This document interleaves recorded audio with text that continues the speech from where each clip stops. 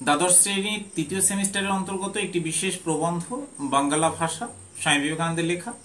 আজকে আলোচনার বিষয় এই বাংলা ভাষা প্রবন্ধের প্রশ্নপত্র। আজকের এই আলোচনা প্রথম থেকে শেষ অবধি খুব মনোযোগ সহকারে শোনো, তোমরা বুঝতে পারবে কি ধরনের প্রশ্নপত্র পরীক্ষায় পাবে। তার আগে যারা চ্যানেলটা এখনো সাবস্ক্রাইব করোনি তারা চ্যানেলটা সাবস্ক্রাইব করে পাশে থাকা বেল আইকন প্রেস করে রাখবে, কারণ দ্বাদশ শ্রেণী তৃতীয় সেমিস্টারের প্রত্যেকটি আলোচনা এবং সেই আলোচনার প্রশ্নপত্র প্রত্যেকটি নিয়ে কিন্তু আমি হাজির হব। অনেক আলোচনা এবং প্রশ্নপত্র পূর্বেই আলোচনা করেছি। আজকের এই ভিডিও ডেসক্রিপশন বক্সেও কিন্তু তার লিঙ্ক দেওয়া থাকবে, এছাড়া কিন্তু প্লে লিস্টে অন্তর্ভুক্তি আছে। সরাসরি চলে যাচ্ছি প্রশ্নপত্রে। প্রথমে উৎস, খুব মন দিয়ে উৎস জেনে নেবে। 1900 খ্রিস্টাব্দের 20 ফেব্রুয়ারি স্বামী বিবেকানন্দ আমেরিকা থেকে উদ্বোধন পত্রিকার সম্পাদককে যে চিঠি দিয়েছিলেন, সেই চিঠিরই অংশ আলোচ্য প্রবন্ধটি। এই প্রবন্ধটি পরবর্তীকালে স্বামী বিবেকানন্দের রচনাবলীর ষষ্ঠ খণ্ড, যার নাম ভাববার কথা, তার পঞ্চম অধ্যায়ে কিন্তু লিপিবদ্ধ হয়েছিল। এবার আসবো পরবর্তী প্রশ্নে। উদ্বোধন পত্রিকা আসলে কি? স্বামী বিবেকানন্দ প্রবর্তিত একটি পত্রিকা। এটা বাংলা ভাষায় লেখা অন্যতম প্রাচীন পত্রিকা। এই পত্রিকার প্রথম সম্পাদক ছিলেন স্বামী ত্রিগুণাতীতানন্দ। স্বামী বিবেকানন্দ আমেরিকা থেকে যে উদ্বোধন পত্রিকার সম্পাদককে চিঠি লিখেছিলেন, সেই সম্পাদক হচ্ছেন স্বামী ত্রিগুণাতীতানন্দ। এবার সরাসরি পাঠ্যের প্রশ্নে চলে আসি। প্রাচীনকালের সমস্ত বিদ্যা কেমন ছিল? প্রাচীনকালের সমস্ত বিদ্যা ছিল সংস্কৃতময়। প্রাচীনকালের সমস্ত বিদ্যা সংস্কৃতময় থাকার ফলে কি হয়েছিল? প্রাচীনকালের সমস্ত বিদ্যা সংস্কৃতময় থাকার ফলে বিদ্বান এবং সাধারণের মধ্যে বিস্তর একটি পার্থক্য তৈরি হয়েছিল। সাধারণ ভাষায় লোক হিতায় এসেছেন কোন কোন মনীষী, যা প্রবন্ধে উল্লেখ করা আছে? বুদ্ধদেব, শ্রী চৈতন্যদেব এবং রামকৃষ্ণদেব। অপ্রাকৃতিক এবং কল্পিত ভাষাকে প্রাবন্ধিক প্রবন্ধে কি বলেছেন? কটমট ভাষা।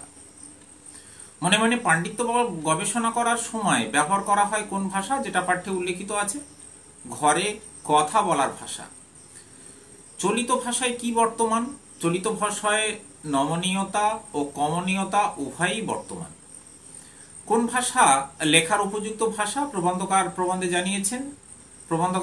জানিয়েছেন যার মাধ্যমে মনের ভাব সহজে প্রকাশ করা যায়, সেই ভাষাই হচ্ছে লেখার উপযুক্ত ভাষা। আদর্শ লেখার ভাষা কোনটি? আদর্শ লেখার ভাষা প্রবন্ধকার অর্থাৎ স্বামী বিবেকানন্দ প্রবন্ধে জানিয়েছেন ক্রোধ, দুঃখ, ভালোবাসা আমরা যে ভাষায় জানাই, বা আমাদের প্রাক্ষবিক দিকগুলো যে ভাষায় জানাই, সেই ভাষাই হচ্ছে লেখার উপযুক্ত ভাষা, বা সেই ভাষা হচ্ছে আদর্শ ভাষা। ভাষার কি কি বৈশিষ্ট্য আছে যা প্রবন্ধকার জানিয়েছেন? ভাষার দুটি বৈশিষ্ট্য জানিয়েছেন, একটা হচ্ছে ভাব, অন্যটি ভঙ্গি। প্রাবন্ধিকের মতে ভাষা কেমন হবে? প্রাবন্ধিকের মতে ভাষা হবে ইস্পাতের মতো, এক কোপে পাথর কাটবে কিন্তু দাঁত পড়বে না। বাংলাদেশের রকমারি ভাষার মধ্যে কোন ভাষা গ্রহণ করা উচিত বলে প্রবন্ধকার প্রবন্ধে জানিয়েছেন? প্রাকৃতিক নিয়মে যে ভাষা বলা হচ্ছে সেই ভাষাকে গ্রহণ করা উচিত, অর্থাৎ কলকাতার ভাষা। কলকাতার ভাষা কতদূর বিস্তৃত হওয়ার কথা জানিয়েছেন? চট্টগ্রাম থেকে বৈদ্যনাথ পর্যন্ত বিস্তৃত হবে বলে প্রবন্ধকার প্রবন্ধে কিন্তু উল্লেখ করেছেন। রেল ও গতাগতির সুবিধা হলে কি হবে? রেল ও গতাগতির সুবিধা হলে পূর্ব পশ্চিমী ভেদ উঠে যাবে, অর্থাৎ পূর্ববঙ্গ থেকে পশ্চিম বাংলা বা পূর্ব বাংলা থেকে পশ্চিম বাংলা, এই কলকাতার ভাষাই চালু হবে। কোন ভাষায় লিখতে হবে কে দেখিয়ে দেয়? কোন ভাষায় লিখতে হবে দেখিয়ে দেয় প্রকৃতি। কলকাতার ভাষাকে ভিত্তিস্বরূপ গ্রহণ করবে কারা? যারা বুদ্ধিমান তারাই কিন্তু গ্রহণ করবে, কলকাতার ভাষাকে ভিত্তিস্বরূপ গ্রহণ করবে। সমগ্র দেশের কল্যাণের জন্য কি করা উচিত? সমগ্র দেশের কল্যাণের জন্য গ্রাম্য ঈর্ষাকে ভাষণ দেওয়া উচিত। ভাবের বাহক কি? ভাবের বাহক ভাষা। স্বামীজি ভাষার চেয়ে বেশি গুরুত্ব দিয়েছেন কিসের উপর? স্বামীজি ভাষার চেয়ে বেশি গুরুত্ব দিয়েছেন ভাবকে। হীরামতি শ্বাস পড়ানো ঘোড়ার উপর কি বসানোর কথা প্রবন্ধে উল্লেখ করা হয়েছে? বাঁদর। তাহলে এখন প্রশ্ন হচ্ছে, হীরামতির শ্বাস পড়ানো ঘোড়ার উপর বাঁদর, এই কথাটির আসলে অর্থ কি? এই কথাটির অর্থ হচ্ছে ভাষা ও ভাবের সামঞ্জস্যহীনতা।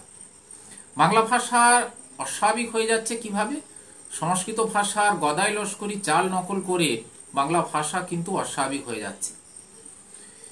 এবার আসছি পাঠ্যে উল্লেখিত বা প্রবন্ধে উল্লেখিত কয়েকটি বিশেষ গ্রন্থ যার কার লেখা একটু অবশ্যই জেনে নিতে হয়। মহাভাষ্য কে লেখেন? মহাভাষ্য লেখেন পতঞ্জলি। মীমাংসা ভাষ্য কে লেখেন? মীমাংসা ভাষ্য লেখেন সবরস্বামী। পরের প্রশ্ন, মানুষ বেঁচে থাকলে কোন ভাষায় কথা কয়? মানুষ বেঁচে থাকলে জ্যান্ত ভাষায় কথা কয়। 10 পাতা লম্বা লম্বা বিশেষণের পর দুম করে সংস্কৃতে কি লেখা হয়? অবশ্যই অর্বাচীন কালের সংস্কৃতর কথা বলছি বা আধুনিক কালের সংস্কৃতর কথা বলছি। তাহলে 10 পাতা লম্বা লম্বা বিশেষণের পর দুম করে সংস্কৃত লেখা হয় রাজা আসিত। বাড়ির থানগুলো কেমন? কুদে কুদে সারা। কেমন গয়নার কথা প্রবন্ধে উল্লেখ করা হয়েছে? যে নাক ফুঁড়ে ঘাড় ফুঁড়ে প্রবেশ করে যেন ব্রহ্ম রাক্ষসী। তবে তাতে লতা পাতা চিত্র বিচিত্রর কিন্তু নকশা বর্তমান। গানের প্রসঙ্গে প্রবন্ধকার প্রবন্ধে কি উল্লেখ করেছেন? গানের প্রসঙ্গে প্রবন্ধকার উল্লেখ করেছেন যে গান হচ্ছে, কান্না হচ্ছে না ঝগড়া হচ্ছে কিছুই কিন্তু বোঝা যায় না। তো গানের মধ্যে কিসের ধুম লেগেছে বলে প্রবন্ধকার উল্লেখ করেছেন? প্যাঁচের ধুম। কে ধ্রুপদী সঙ্গীতের বিভিন্ন ভাব ভঙ্গিমা যুক্ত কঠিন গানের ভাব ও উদ্দেশ্য বুঝতে পারেন না? ভরত ঋষি। ধ্রুপদী আঁকা বাঁকা গানের আবির্ভাব কিভাবে হয়েছিল? মুসলমান ওস্তাদকে নকল করে ধ্রুপদী আঁকা বাঁকা গানের কিন্তু আবির্ভাব হয়েছিল। শেষে আচার্য রূপে স্বামীজি কার ভাষা দেখার কথা বলেছেন? আচার্য রূপে স্বামীজি শেষে কিন্তু শঙ্করের ভাষা দেখার কথা কিন্তু বলেছেন। শিল্প ও সঙ্গীতের জন্য প্রবন্ধকার কি পরামর্শ দিয়েছেন? শিল্প ও সঙ্গীতের জন্য প্রবন্ধকার পরামর্শ দিয়েছেন ভাবহীন প্রাণহীন সঙ্গীতের বিষয় কিন্তু কাজের কথা নয়। অর্থাৎ ভাবহীন প্রাণহীন সঙ্গীত কিন্তু জনমানুষের কাছে পৌঁছায় না। জনমানুষ হৃদয় থেকে এই ভাব, এই শিল্প এবং সঙ্গীত কিন্তু পছন্দ করেন না। প্রাবন্ধিকের মতে অন্তরের প্রকাশ্য ভাব রাশি কিভাবে আসবে? প্রাবন্ধিক মনে করেন বা প্রবন্ধে তার বর্ণনা দিয়েছেন অন্তরের প্রকাশ্য ভাবরাশি চলিত কথার মাধ্যমে কিন্তু আসবে। কত বিশেষণ প্রয়োগ করার পর বা প্রয়োগ করার কথা কিন্তু প্রবন্ধে উল্লেখ আছে 2000 ছাঁদি বিশেষণ, 2000 বিচিত্র রকমের সস্তা বিশেষণের কথা কিন্তু প্রবন্ধে উল্লেখ করা রয়েছে। চলিত ভাষায় অন্তরের ভাব রাশি প্রকাশ হলে কি হবে?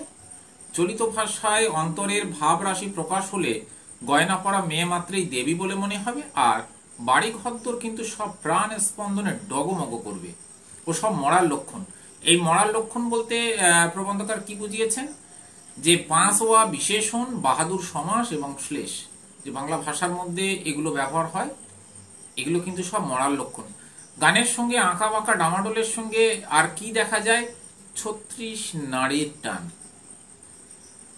এই যতগুলি প্রশ্ন আলোচনা করলাম খুব মন দিয়ে কয়েকবার শুনে নেবে, দেখবে পরীক্ষায় প্রত্যেকটি প্রশ্নপত্র তোমরা কমন পাচ্ছ। আর ভিডিও যদি ভালো লাগে তোমরা অবশ্যই লাইক করবে এবং বন্ধুদের মধ্যে শেয়ার করবে। আর এখনো যারা চ্যানেলটা সাবস্ক্রাইব করোনি, আবারও বলছি চ্যানেলটি সাবস্ক্রাইব করে পাশে থাকা বেল আইকন প্রেস করে রাখবে, কারণ প্রত্যেকটি আলোচনার নোটিফিকেশন কিন্তু তুমি সবার আগে পেয়ে যাবে। আর কমেন্ট করে জানাতে ভুলবে না আজকের আলোচনা কেমন লাগলো। সবাইকে শুভেচ্ছা জানিয়ে আজকের আলোচনা এখানেই শেষ করছি।